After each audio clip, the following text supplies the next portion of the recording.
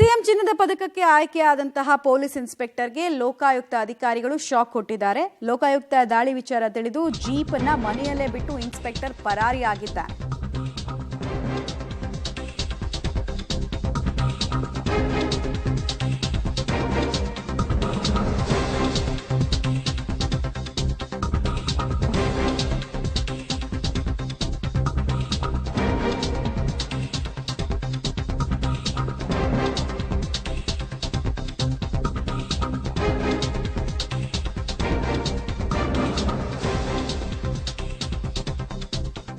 ಗುತ್ತಿಗೆದಾರನಿಗೆ ಇನ್ಸ್ಪೆಕ್ಟರ್ ಕಿರುಕುಳ ಕೊಟ್ಟ ಆರೋಪಕ್ಕೆ ಸಂಬಂಧಪಟ್ಟಂತೆ 4 ಕೋಟಿ ಮೌಲ್ಯದ ಮನೆಯನ್ನ ಇನ್ಸ್ಪೆಕ್ಟರ್ 60 ಲಕ್ಷಕ್ಕೆ ಕೇಳಿದ್ರಂತೆ.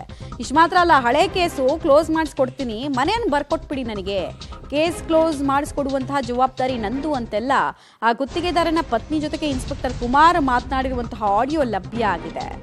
ನಿನ್ನೆ ರಾತ್ರಿಯಷ್ಟೇ ಲೋಕಾಯುಕ್ತ ಅಧಿಕಾರಿಗಳು ಈ ಕುಮಾರ್ ಮೇಲೆ ದಾಳಿಯನ್ನು ನಡೆಸಿದ್ರು. ಇನ್ಫ್ಯಾಕ್ಟ್ ಈತನಿಗೆ ಸಿಎಂರಿಂದ ಚಿನ್ನದ ಪದಕ ಬೇರೆ ಸಿಗಬೇಕಾಗಿತ್ತು. ಅಷ್ಟರಲ್ಲೇ ಈತನ ಬಂಡವಾಳ ಆಚೆ ಬಂದಿದೆ. ಹೀಗಾಗಿ ಆತ ಈಗ ಸದ್ಯಕ್ಕೆ ಅಬ್ಸ್ಕಾಂಡ್ ಆಗಿದ್ದಾನೆ ಅನ್ನುವಂತಹ ವಿಚಾರ ಗೊತ್ತಾಗ್ತಾ ಇದೆ. ಇನ್ಸ್ಪೆಕ್ಟರ್ ಕುಮಾರ್ ಈ ವ್ಯಕ್ತಿನೇ.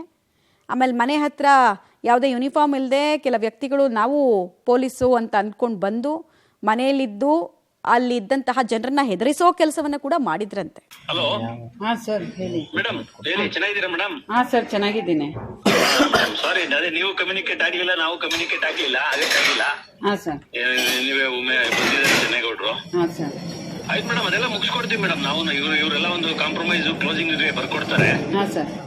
ಅದನ್ನ ನೀವು ಅದನ್ನ ಹೈಕೋರ್ಟ್ ಸ್ಟೇ ಮಾಡಿಸಿರೋದ್ರಿಂದ ಅದನ್ನ ವೆಕೇಟ್ ಮಾಡಿಸ್ಕೊಂಡು ಅಲ್ಲಿಗೊಂದು ಒನ್ ಡೇ ಅಪಿಯರ್ ಆದ್ರೆ ಸಾಕಾಗುತ್ತೆ, ಕ್ಲೋಸ್ ಆಗುತ್ತೆ. ಅಂದ್ರೆ ಅವ್ರಿಗೆ ಕೊಟ್ರೆ ಹಾ ಸರ್ ಅಷ್ಟೇ ಮೇಡಮ್, ಮುಗಿಸ್ಕೊಡ್ತೀವಿ. ಸರ್ ಅವ್ರನ್ನ ಕರ್ಸ್ಬಿಡ್ಬೇಕಾಯ್ತು. ಇಲ್ಲ ಮಾತಾಡಿದ್ರೆ ತೊಂದ್ರೆ ಇಲ್ಲ, ನಾವೇ ಜವಾಬ್ದಾರಿ. ನಾವು ಹೇಳಿದೀವಿ ಅವ್ರಿಗೆ. ಹಾ ಸರ್. ನೀವು ಚೆನ್ನೈಗೌಡ್ರ ಮುಂದೆ ಎಲ್ಲ ಮಾತಾಡ್ಸಿದೀವಿ ಅದನ್ನ. ಹಾ ಸರ್. ನಾವು ಮುಗಿಸ್ಕೊಡ್ತೀವಿ ಬಿಡಿ ಮೇಡಮ್, ಕರೆದ್ಬಿಟ್ಟು. ನೀವೇನಿಲ್ಲ, ಅಲ್ಲಿ ವೆಕೇಟ್ ಮಾಡಿಸಿದ್ರೆ ನಾವು ಇಲ್ಲೇ ಕ್ಲೋಸ್ ಮಾಡ್ಕೊಡ್ತೀವಿ.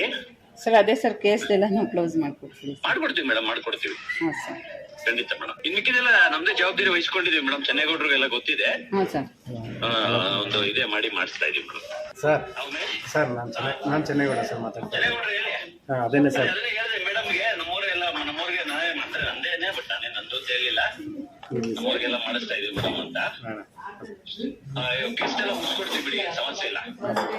ಎಲ್ಲ ಕೇಸ್ ಮನೇದು ಏನ್ ತಲೆ ಕೆಡ್ಸ್ಕೊಬೇಡಿ ಬಿಡಿ, ಎಲ್ಲ ಕ್ಲಿಯರ್ ಮಾಡಿಸ್ಕೊಡ್ತೀವಿ. ಹಲೋ.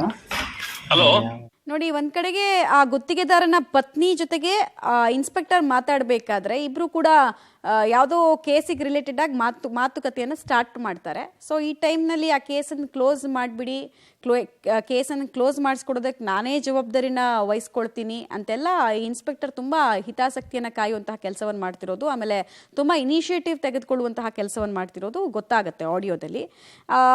ಆಮೇಲೆ ಮುಖ್ಯವಾಗಿ ಬರುವಂತಹ ಪ್ರಶ್ನೆ, ಕೇಸ್ ಕ್ಲೋಸ್ ಮಾಡಬೇಕಾ ಬೇಡವಾ ಅನ್ನೋದು ಡಿಸೈಡ್ ಮಾಡೋದು ಯಾರು? ಕೋರ್ಟು.